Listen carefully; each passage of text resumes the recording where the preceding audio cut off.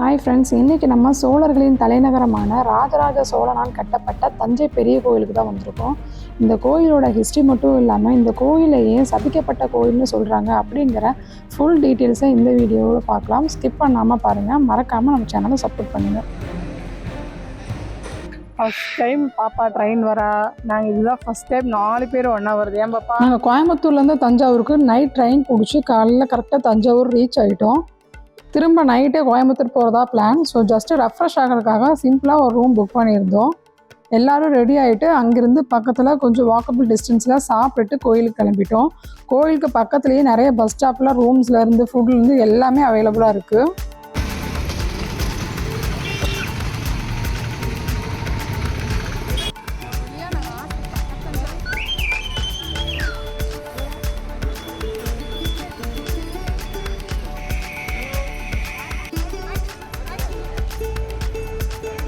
தஞ்சாவூர் அப்படின்னாலே நமக்கு ஃபஸ்ட்டு ஞாபகம் வருது தலையாட்டி பொம்மை தான். பட் அதோடு இல்லாமல் நெற்களஞ்சியம், பலாமர வீணைகள், சிலைகள், பெயிண்டிங்னு இங்கே பழமை வாய்ந்த நிறைய ஸ்பெஷலான பொருட்கள்லாம் இங்கே கிடைக்குங்க.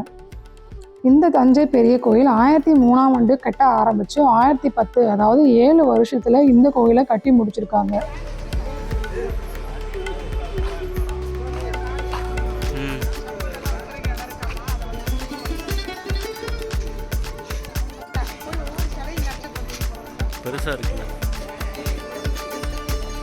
எனக்கு சின்ன வயசுலேருந்தே தஞ்சை பெரிய கோயில் போகணுன்னு ரொம்ப ஆசை. பட் ஃபஸ்ட் டைம் அன்றைக்கி தான் நான் போயிருந்தேன்.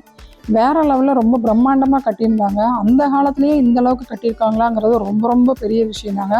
அதுவும் இந்த தஞ்சை கோயிலில் கல், அப்போ அந்த டைமில் வந்து கல்லே வந்து அவ்வளோ ஈஸி கிடையாதாமா.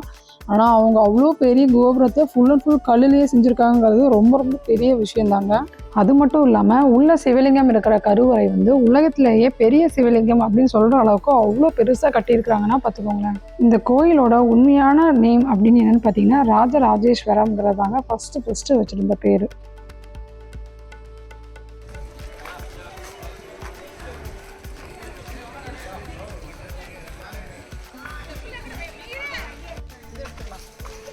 எதுக்கு இவ்வளோ ஜூமிங் எல்லாம் பார்த்து பயப்படுறதுக்கா? ஆமாம், திரும்ப கேமரா எடுத்துக்கலாம். ஸோ நீங்கள் ரொம்ப லாங் டிஸ்டன்ஸ்லேருந்து வரீங்க அப்படின்னா நீங்கள் கொண்டு வர லக்கேஜ் எல்லாத்தையுமே இங்கே விற்கிறதுக்குன்னு என்ட்ரன்ஸ்லேயே உங்களுக்கு ஒரு ஸ்பெஷல் ஏரியாலாம் அலோகேட் பண்ணியிருக்காங்க. அது போக நம்ம செப்பல்ஸ் எல்லாமே வைக்கிற மாதிரி. மெயினாக குட்டீஸ்லாம் கூட்டிகிட்டு வந்தீங்கன்னா செலவு வைக்கிற மாதிரி ஏகப்பட்ட ஐட்டம்ஸ் முன்னாடி இருக்குது. ரேட்லாம் கூட கொஞ்சம் அதிகமாக தான் இருந்தது. நம்ம பாப்பா அங்கே போய் கூட கரெக்டாக வேறு ஏதாவது விளையாடுற பொருள் எடுப்பான்னு பார்த்தா அப்போவும் அவங்க எக்ஸ்பெக்ட் பண்ணுறது ஃபோனு தான் இந்த இப்போ இருக்கிற குட்டீஸுகளுக்கு எல்லாத்துக்குமே ஒரு பெரிய விஷயமா இருக்குது. தஞ்சாவூர் அப்படின்னாலே கட்டிடக்கலை, ஓவியக்கலை, சிற்பக்கலைன்னு நிறைய வரலாறு சொன்னாலும் இது வந்து தமிழ் பேஸ் பண்ணி தாங்க இந்த கோயிலை கட்டியிருக்காங்க. அது எப்படின்னா, சிவனுடைய உயரம் 12 அடி அப்படிங்கிறது உயிரெழுத்தை குறிக்குது. சிவனுடைய பீடம் 18 அடி அப்படிங்கிறது மெய்யெழுத்தை குறிக்குது. கோபுரத்தோட உயரம் 216 உயிர்மெய் எழுத்தும், சிவனுடைய கருவறையும் நந்திக்கும் இருக்கிற இடைவெளி 247, அதாவது தமிழின் மொத்த எழுத்து 247ங்கிறத குறிப்பிடுது. இப்படி ஃபுல் அண்ட் ஃபுல் தமிழில் பேஸ் பண்ணி தான் இந்த கோயிலை கட்டியிருக்காங்க. எப்படிதான் இதெல்லாம் கட்டினாங்கன்னே தெரியலப்பா. அவருக்கு அப்படி மூளை வேலை செஞ்சிருக்குது. இந்த கோயிலின் சில பகுதிகள், அதாவது முன் தாழ்வாரம், நந்தி மண்டபம், அம்மன் சன்னதி, சுப்பிரமணியர் சன்னதிங்கிற பகுதி எல்லாமே விஜயநகர மன்னரால் கட்டப்பட்டது.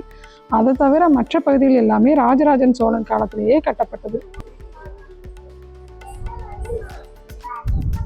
என்ன பேசுறதுன்னு தெரியல, பக்தியே வரமாட்டேங்குது. நல்லா சாப்பிட்டாச்சு, தூக்கம் தான் அவருக்கு அடிக்கிறது. கோயிலை பற்றி சொல்லு. கோயில் பற்றி சொல்லணும்னா இது தஞ்சாவூர் கோயில். இவர் தான் நந்தி. இங்கே நந்தி தான் பெருசாக இருக்குன்னு சொல்லுவாங்க. அதுக்கப்புறம் கோபுரம் பெருசாக இருக்குங்களா. ஆனால் இதுதான் ஃபஸ்ட் டைம் வந்திருக்கேன். அவ்வளோவும் ஹிஸ்ட்ரி தெரியாது. வா அப்போ உனக்கு என்ன தெரியும்? இதில் நான் சொல்லியிருந்த மாதிரி இந்த கோயிலுக்கு போகும்போது பெருசாக எனக்கு எந்த ஒரு ஹிஸ்ட்ரியும் தெரியல. பட் இந்த கோயிலை பார்த்ததுக்கப்புறம் உண்மையாகவே நான் ரொம்ப ஷாக் ஆகிட்டேன். எவ்வளோ அழகாக கட்டியிருக்காங்கன்னு சொல்லி அதுக்காகவே இதோட ஹிஸ்ட்ரியை நான் கேதர் பண்ணி அதை தான் இப்போ உங்கள்கிட்ட ஷேர் பண்ணிகிட்ருக்கேன். நம்ம இவ்வளோ நேரம் இந்த கோயிலோட சிறப்புகளை பற்றி மட்டும் தான் பார்த்தோம். பட் இந்த கோயிலோட இன்னொரு பார்ட் என்னன்னு பார்த்தீங்கன்னா, இது ஒரு சபிக்கப்பட்ட கோயில்னு சொல்கிறாங்க. ஏன் அப்படின்னா ராஜராஜ சோழனும் அவரோட குருவான கருவூரர் இவங்க 2 பேரும் தான் இந்த கோயில் கட்டுறதுக்கான ஃபுல் பிளானும் போடுறதாக சொன்னாங்க. அப்போ கருவூரர் அவங்க சைட்லேருந்து என்ன சொன்னாலும் அது எல்லாத்தையுமே ராஜராஜ சோழன் வந்து அக்செப்ட் பண்ணாதனால இவங்க 2 பேர்த்துக்கு நடுவில் நிறைய டிபேட் வந்ததாகவும் அதனால் கருவூரர் விட்ட சாபத்தில் தான் வந்து இந்த கோயிலுக்கு வந்து சபிக்கப்பட்ட கோயில்னு சொல்கிறதாகவும் சொன்னதாக சொல்லி ஹிஸ்ட்ரியில் நான் எனக்கு தெரிஞ்சதை உங்ககிட்ட நான் சொல்கிறேன். ஓகே, அவர் விட்ட சாபத்துக்கும் இந்த கோயிலையும் ஏன் சபிக்கப்படுறாங்க அப்படின்னு பார்த்தீங்கன்னா, அதாவது ஒரு குருவாக அவரோட பேச்சு இவர் கேட்காதனால இதுக்கப்புறம் இந்த கோயிலை கட்டினதுக்கப்புறம் பதவியில் இருக்கிறவங்க யார் வந்தாலும் ஒன்றும் அவங்களோட பதவி போகும், அப்படி இல்லைன்னா அவங்களோட உயிர் போகும் அப்படிங்கிறதா இந்த கோயிலோட சாபம். என்னடா இது ஒவ்வொன்றா புதுசாக சொல்கிறாங்கன்னு தான் நினைக்கிறீங்க. ஃபஸ்ட்டு நானும் அப்படி தாங்க நினச்சேன். பட் ஃபுல்லாக கேளுங்க. 1984 நம்ம சீஃப் மினிஸ்டரான எம்ஜிஆர் ஃபஸ்ட் டைம் இந்த கோயிலுக்கு விசிட் பண்ணார். பட் அதுக்கப்புறம் தான் அவருக்கு நிறைய ஹெல்த் இஷ்யூ ஆகி இறந்தும் போயிட்டாரு. அதே மாதிரி 1984 பிரைம் மினிஸ்டரான இந்திரா காந்தியும் இந்த கோயிலுக்கு போனதுக்கப்புறம் தான் அவங்க வீட்டில் இருக்கிற பாடி கார்டால் வீட்டிலேயே சுட்டு கொல்லப்பட்டிருக்காங்க. இதை விட இந்த கோயில் 2010 தான் முழுசாக கட்டி முடிச்சிருக்காங்க. கரெக்டாக 2010 அதாவது 1000வது செலிப்ரேஷன் அன்னைக்கு நம்ம டிஎம்கே கலைஞர் வந்து டைரெக்டாக கோயிலுக்கு போனால் தானே ப்ராப்ளம் வருதுன்னு சொல்லி இதுக்குன்னு ஒரு ஸ்பெஷல் வழியெல்லாம் அரேஞ்ச் பண்ணி பேக் அண்ட் வழியாக இந்த கோயிலுக்கு போயிருக்காங்க. பட் அப்படி அவர் அந்த கோயிலுக்கு போயிட்டு வந்ததுக்கப்புறம் டிஎம்கே தோத்துக்கிட்டே தான் இருந்தது. அவரும் கடைசி வரை சிஎம் ஆகவே இல்லை. ரஜினி, அது என்னது தங்கம்? அது என்னது? இன்னொன்னு அது பேர் என்ன? ஆட்டுக்குட்டியா? ஆல்ரெடி நான் சொல்லியிருந்த மாதிரி இந்த கோயிலோட கோபுரத்தோட உயரம் பார்த்தீங்கன்னா 216. அந்த காலத்துலலாம் 2 இல்லைன்னா 3 தளங்களில் வச்சு தான் கோயிலெலாம் கட்டிட்டு இருந்தாங்க. அதுவும் தஞ்சாவூரில் அந்த காலத்தில் கல் அப்படிங்கிறது ரொம்ப சிரமமான டைமில் கூட இவங்க 15 தளங்கள் வைத்து அந்த உயரமான கோபுரத்தை கட்டியிருக்காங்க.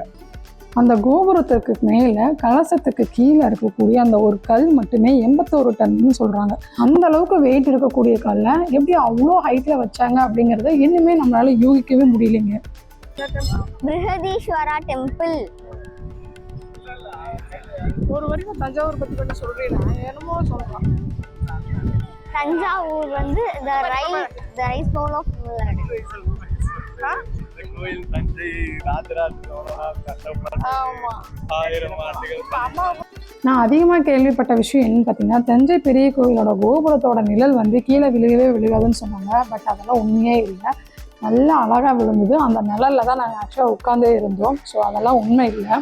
நாங்கள் காலையில் 8 மணிக்கு கோயிலுக்கு போயிட்டோங்க. பட் அப்போவே பார்த்தீங்கன்னா அவ்வளோ வெயில். 2வது இந்த கோபுரத்தில் பாருங்கள் எவ்வளோ புறாக்கள் இருந்தது. அதை பார்க்கும்போதே அவ்வளோ அழகாக இருந்தது. ரொம்ப நேரம் உட்காந்து நாங்கள் அதே தான் பார்த்துட்டு இருந்தோம். அதே மாதிரி நம்ம தஞ்சை பெரிய கோயில் பிரகதீஸ்வரர் ஆலயத்தின் தோற்றம் இருக்கிற மாதிரி ஒரு 1000 ரூபாய் நோட்டு வெளியிடப்பட்டது உங்களுக்கு தெரியுமா? 1954 ஏப்ரல் 1 இந்த ரூபாய் நோட்டு தாங்க. பார்க்காதவங்க பார்த்துக்கோங்க. ஸோ நாங்கள் ரொம்பவே திருப்தியாக ஃபஸ்ட் டைம் வந்தாலும் ரொம்ப பொறுமையாக குறைஞ்சது ஒரு 3 மணி நேரமாவது இந்த கோயிலை சுற்றி வந்திருப்போம்னு சொல்லியிருக்கலாம்.